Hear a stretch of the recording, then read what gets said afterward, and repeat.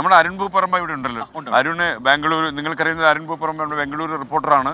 മാത്രമല്ല ഈ air show ഒക്കെ, ഈ എയറോ ഇന്ത്യ 2025 കാണാനൊക്കെ അവസരം കിട്ടിയ ആളാണ്. ഇങ്ങനെ ഉണ്ടായിരുന്നു അരുൺ, തകർത്തോ?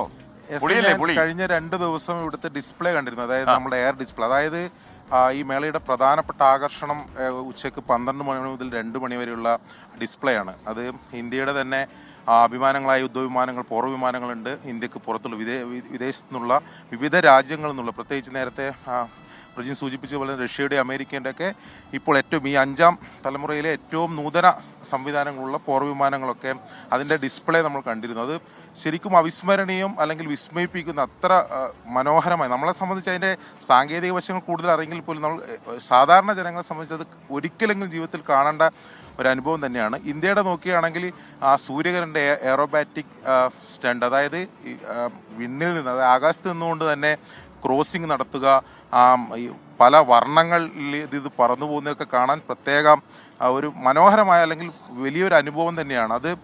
ഇപ്പോൾ അടുത്ത 2 ദിവസം, നാളെയും മറ്റന്നാളും അത് പൊതുജനങ്ങൾക്ക് കാണാൻ, പാസ് മുഖേന പൊതുജനങ്ങൾക്ക് കാണുന്നതിന് വേണ്ടിയിട്ടുള്ള അനുവാദമുണ്ട്. അങ്ങനെ നിരവധിയുള്ള ആയിരങ്ങൾ ഇങ്ങോട്ട് ഒഴുകിയെത്തും എന്നാണ് ഇവിടെയുള്ള അവർ പറയുന്നത്, ഈ ഡിഫൻസിൻ്റെ ഭാഗമായിട്ടുള്ളവർ പറയുന്നത്. അതോടൊപ്പം തന്നെ ഈ ഇത് അഭ്യാസ പ്രകടനം മാത്രമല്ല, നമുക്കിവിടെയൊക്കെ നമുക്ക് ദൃശ്യങ്ങൾ കാണാം, നിരവധിയായിട്ടുള്ള സ്റ്റാളുകളുണ്ട്. എല്ലാ ദിവസവും ഡിഫൻസ് മിനിസ്റ്റർ രാജ്നാഥ് സിംഗ് തന്നെ ഇവിടെ നേരിട്ടെത്തി വിവിധ തലങ്ങളിലുള്ള ചർച്ചകൾ, അതായത് നമ്മുടെ കരുത്ത്, ഇന്ത്യയുടെ പ്രതിരോധ കരുത്ത് ലോകത്തിന് മുന്നിൽ പ്രദർശിപ്പിക്കുക, അതിനുശേഷം നമ്മുടെ ഇവിടുത്തെ തന്നെ തദ്ദേശീയമായ ഉൽപ്പാദനം, കയറ്റുമതി, അതായത് പ്രതിരോധ രംഗത്തെ കയറ്റുമതി വർദ്ധിപ്പിക്കുക, അതിന് അന്താരാഷ്ട്ര ബന്ധം അല്ലെങ്കിൽ അന്താരാഷ്ട്ര മാർക്കറ്റ് ഉണ്ടാക്കുക, സഹകരണം ഉറപ്പുവരുത്തുക. അതായത് 800 കമ്പനികളാണ്, 800 പ്രതിരോധ മേഖലയിലെ 800 കമ്പനികൾ ഇവിടെ ഇതിന്റെ ഭാഗമാണ്. എല്ലാ ദിവസവും ഇതിനകത്ത് പർച്ചേസിന് താല്പര്യമുള്ള ആളുകൾ എത്തിയിട്ടുണ്ടല്ലോ ഈ എക്സിബിഷനിൽ, അല്ലേ? തീർച്ചയായും എല്ലാ ദിവസവും ഇവിടെ സെമിനാറുകളുണ്ട്, കോൺക്ലേവുകൾ നടക്കുന്നുണ്ട്.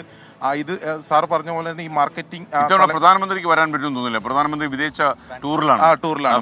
പ്രധാനമന്ത്രി ഇല്ല, പക്ഷേ എല്ലാ ദിവസവും ഇവിടെ എയറോ ഇന്ത്യ അവസാനിക്കുന്നത് വരെ അദ്ദേഹം അല്പസമയത്തിനകം അദ്ദേഹത്തിന്റെ ഒരു സെഷൻ ഇവിടെ ഉണ്ട്.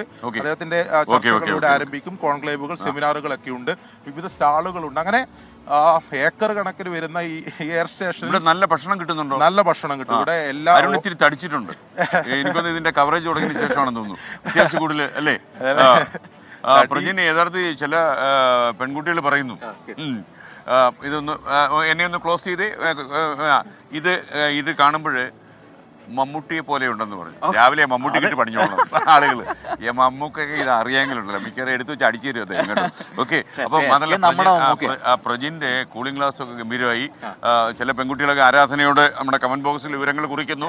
ഒരു വൃത്തപാതയിലേക്ക് പദമുന്നി നിൽക്കുന്ന എനിക്ക് അതൊക്കെ തെല്ല അസൂയൊക്കെ ഉണ്ടാക്കുമെന്ന് അറിയാമല്ലോ.